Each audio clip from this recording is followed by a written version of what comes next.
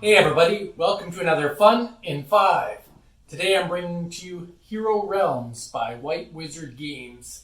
They made another game like this called Star Realms, which I think is more popular and has another Kickstarter launching soon. But I always love fantasy-based games, and this is a little deck builder that just has a lot of punch to it. So, 5 things I like about Hero Realms. First off, I like that it is a very fast game to set up. From the time that you pull all these cards out of the box, which is not a ton, and deal each player their 10 starting cards and their health, and set up the market, it really only takes about 3 to 5 minutes at most to set up the game. So really, really fast to pull it out of the box, get it on the table, and jump right into the action of a game. And it allows for repeat plays because of it, because you don't have to waste too much time thinking, oh, it takes 15 minutes to set up and 10 minutes to put away, or whatever happens with some larger scale game. So a small game, fast to set up, right to the play, which is fun. Second thing I like is that the games themselves are pretty quick. Your first game might take you 25 or 30 minutes just getting used to reading the cards and understanding the mechanics, but most games will take you about 15 or 20 minutes to play, just based on the little bit that I've played recently of the game. I think I've played it about 10 or 12 times now, and by the time we got to our 5th game, we were really understanding the synergies and able to get in games anywhere from 15 to 30 minutes at most, but the average play time is about 20 minutes. So what that means is that you can set it up in 5 minutes, probably play a best of 3 session, or play 3 full games, and pack it back up all in less than an hour. And to me, that's a nice sweet spot when you're playing primarily 2-player. If you're playing 3 or 4-player, it'll take longer because multiplayer games with card games and alliances and stuff can take a little bit longer. But in a 2-player game, easily play 3 games, pack and unpack in less than an hour. So that's a nice number 2 for me. Number 3 is that the game has a staple deck building mechanic. If you've ever played Ascension, it's very, very similar to that, where each player has their starting deck, 10 cards, 7 of which are the same, and then 3 are slightly different. And then there's a market of cards that you can purchase from. And as soon as you purchase a card, it immediately replenishes from the main deck. So there's always a revolving cycle of cards showing in the market here.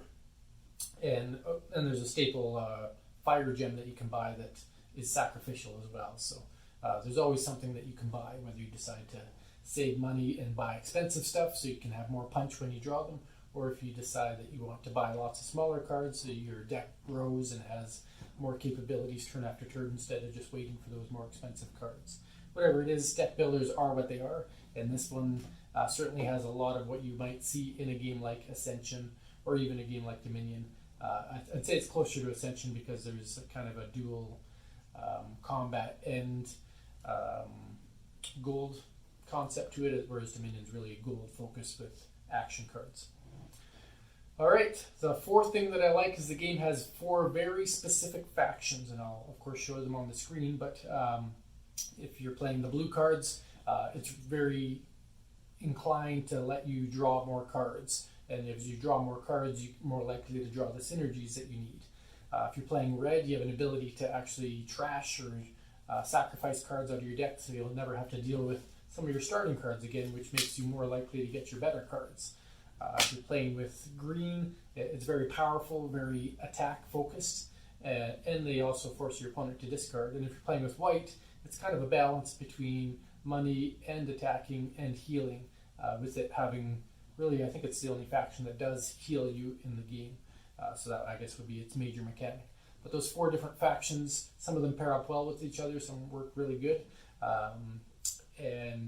But you also have to keep in mind that you can only buy what's available in the market, so you can't spend your whole game focused on one faction if the cards aren't there to buy, or if the cards that you need, if there's better cards to buy that you don't want your opponents to get. So in a deck builder, you're always thinking, what am I going to buy? What's my opponent going to buy?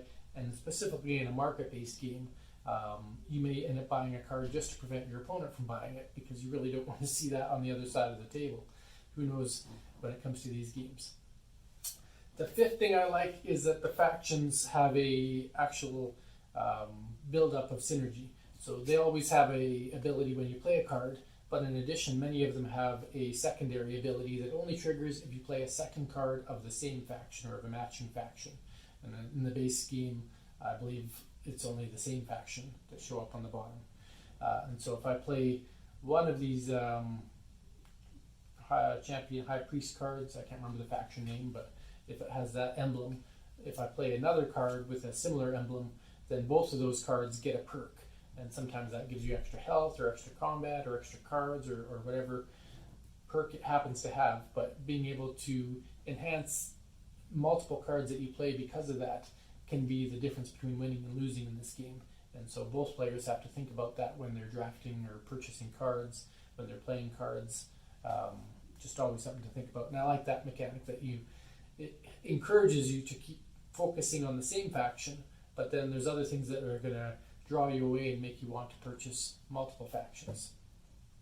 So there you have it. 5 things that I like about Hero Realms. Fast, easy to get to the table, lots of synergy in this deck building game, and I've enjoyed it each time that I've played it.